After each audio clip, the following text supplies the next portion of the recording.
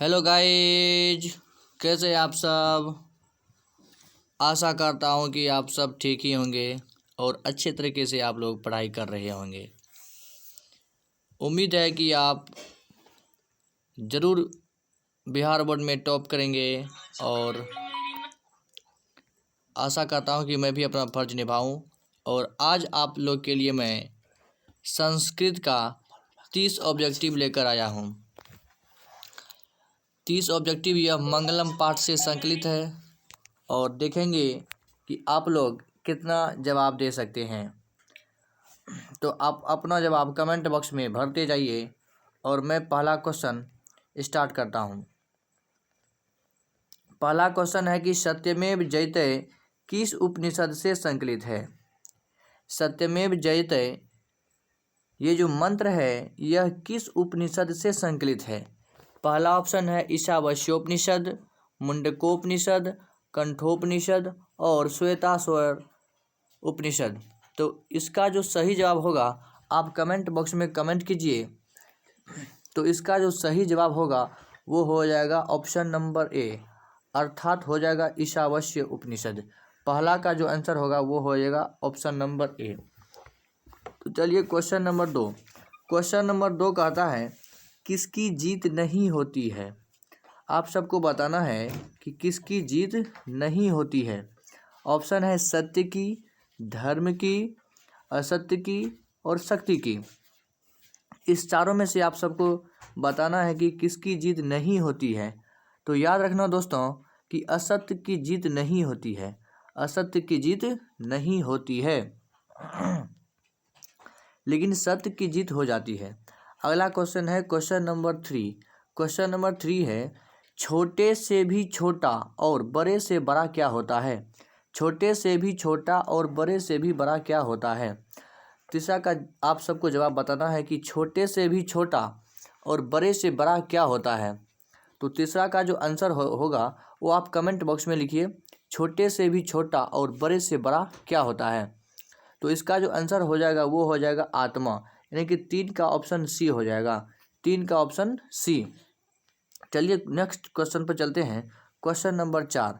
Question number 4 है कि मंगलम पाठ में कितने मंत्र हैं। मंगलम पाठ में कितने मंत्र हैं। तो आप सभी को मालूम है कि मंगलम पाठ में 5 मंत्र हैं, मंगलम पाठ में पंच।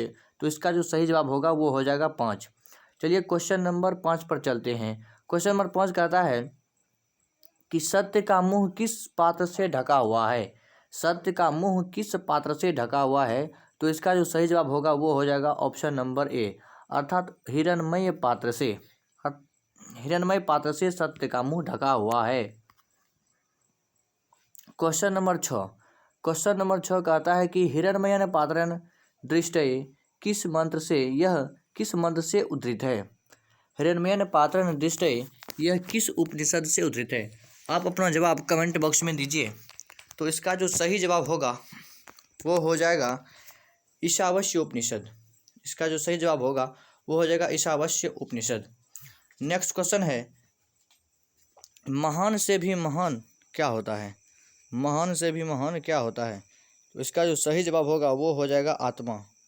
महान से महान हो जाता है आपका आत्मा, महान से भी महान हो जाता है आत्मा। Next question number 8। Question number 8 कहता है वेद रूपी शास्त्र क्या कहलाता है। वेद रूपी शास्त्र क्या कहलाता है। वेद रूपी शास्त्र जो कहलाता है वो हो जाएगा आपका नंबर 8वां का हो जाएगा बी, नित्य कहलाता है। वेद रूपी शास्त्र क्या होता है, नित्य होता है। Question number 9। क्वेश्चन नंबर 9 कहता है यह संपूर्ण संसार किसके द्वारा अनुशासित है। यह संपूर्ण संसार किसके द्वारा अनुशासित है। तो इसका जो सही जवाब होगा वो हो जाएगा परमात्मा। इसका जो सही जवाब होगा वो हो जाएगा परमात्मा, यानी जो ये संपूर्ण संसार है वो परमात्मा के द्वारा ही अनुशासित है। Question number 10। क्वेश्चन नंबर 10 है मंगलम पाठ का प्रथम मंत्र किस उपनिषद से लिया गया है। मंगलम पाठ का प्रथम मंत्र किस उपनिषद से लिया गया है। इस सब का जवाब आप सबको बताना है। तो इसका जो आंसर हो जाएगा वो होगा ईशावास्य उपनिषद, ऑप्शन नंबर सी, 10 का जो आंसर होगा वो हो जाएगा ऑप्शन नंबर सी। चलिए क्वेश्चन नंबर चलते हैं 11। क्वेश्चन नंबर 11 कहता है कि मंगलम पाठ में कैसे मंत्र संकलित है।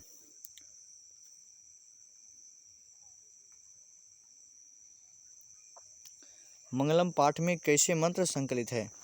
तो मंगलम पाठ में हो जाएगा गद्यात्मक या पद्यात्मक। इसका जो आंसर हो जाएगा वो हो जाएगा पद्यात्मक, यानी कि 11 का बी।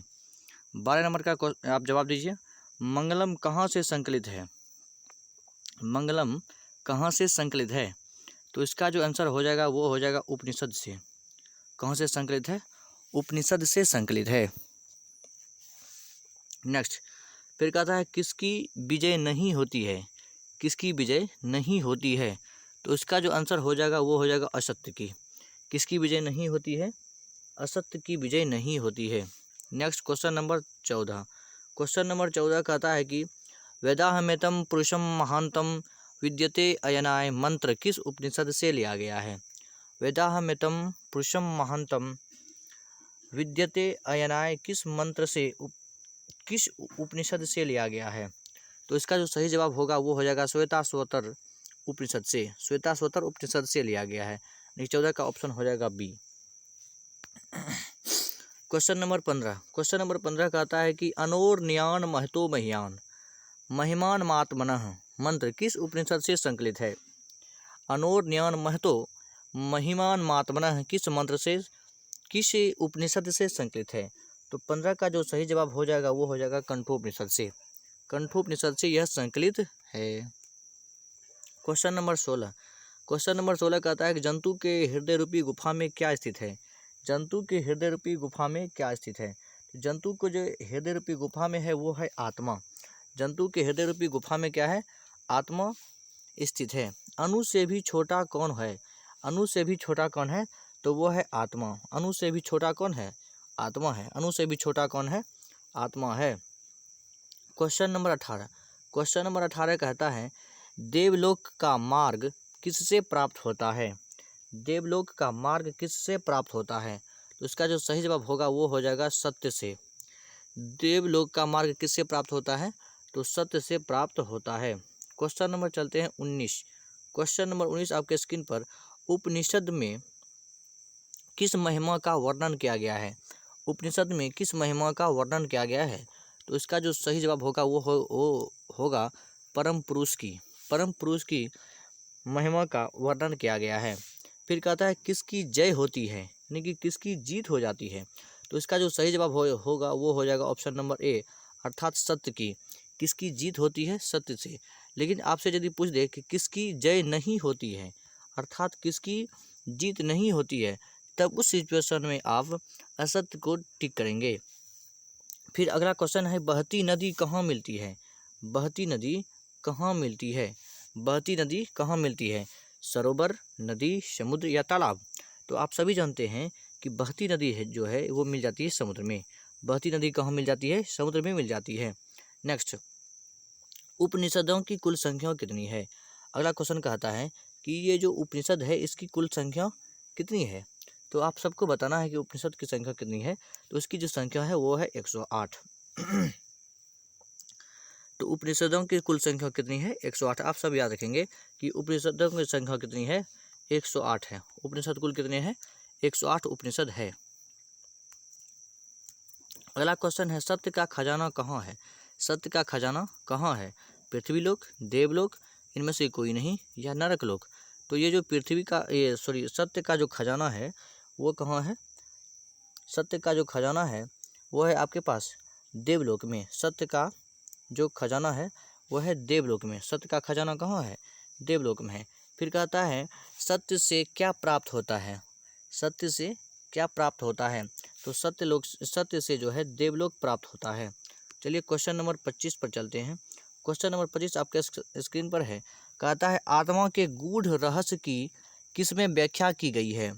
आत्मा के गूढ़ रहस्य की व्याख्या किसमें की गई है, यानी कि आत्मा के गूढ़ रहस्य की व्याख्या किस उपनिषद में किया गया है। तो इसका जो सही जवाब होगा वो हो जाएगा कंठोपनिषद में। आप सभी याद रखेंगे कि आत्मा के गूढ़ रहस्य का जो व्याख्या है वो किस में किया गया है? कठोपनिषद में किया गया है। आत्मा के गूढ़ रहस्य का व्याख्या किस में किया गया है? कठोपनिषद में किया गया है। ये क्वेश्चन नंबर चलते हैं 26। सत्य और असत्य में अंतर किसमें बताया गया है? यानी कि किस उपनिषद में सत्य और असत्य में अंतर बताया गया है? सत्य और असत्य में अंतर किस में बताया गया है? तो वो बताया गया है मुंडकोपनिषद में बताया गया है। मुंडकोपनिषद में। तो 26 का जो हो जाएगा वो होगा डी ऑप्शन। 26 का कौन सा हो जाएगा? डी, यानी कि मुंडकोपनिषद। 26 का कौन सा हो जाएगा? डी। और 25 का कौन सा होगा? ए, यानी कि आत्मा के गूढ़ के रहस्य की व्याख्या कठोपनिषद में किया गया है, जबकि सत्य और असत्य की व्याख्या मुंडकोप में किया गया है। चलिए क्वेश्चन नंबर चलते हैं 27। क्वेश्चन नंबर 27 कहता है उपनिषद किसका अंग है? उपनिषद किसका अंग है? तो ये जो उपनिषद है वो है वैदिक वाङ्मय का अंग है। उपनिषद वैदिक वाङ्मय का अंग है। तो 27 का सी ऑप्शन हो जाएगा। 28 का चलते हैं। कहता है परमात्मा की महिमा का वर्णन किसमें किया गया है? परमात्मा की महिमा का वर्णन किसमें किया गया है? कठोपनिषद में, ईशावास्योपनिषद में, श्वेताश्वतर उपनिषद में, मुंडकोपनिषद में। तो 28 का जो आंसर होगा वो हो जाएगा ईशावास्योपनिषद में। ईशावास्योपनिषद में हो जाएगा। चलिए 29 नंबर। उपनिषद क्या प्रकट करता है? उपनिषद क्या प्रकट करता है? धर्म, कर्म, दर्शन शास्त्र का सिद्धांत या उपदेश? तो उपनिषद क्या प्रकट करता है? वो करता है दर्शन शास्त्र का सिद्धांत। क्या प्रकट करता है? दर्शन शास्त्र का सिद्धांत। फिर कहता है ब्रह्म को प्राप्त करने के विषय में बताया गया है। यानी कि किस उपनिषद में ब्रह्म को प्राप्त करने का विषय बताया गया है? तो वो इसका जो आंसर होगा वो हो जाएगा आपके पास मुंडकोपनिषद हो जाएगा। कौन सा आंसर हो जाएगा? मुंडकोप, यानी कि ऑप्शन नंबर डी। तो चलिए दोस्तों, आज हमने 30 क्वेश्चन कंप्लीट किया है। आप सबका क्या स्कोर रहा इस 30 क्वेश्चन में? आप कमेंट बॉक्स में ज़रूर से जवाब दीजिएगा। आप अपना स्कोर कि आपका 30 में से कितना आया, 30 में से आपका कितना आया, आप कमेंट बॉक्स में जवाब देंगे कि 30 में से आपका कितना आया। ठीक है जी, चलिए आज के इतना ही।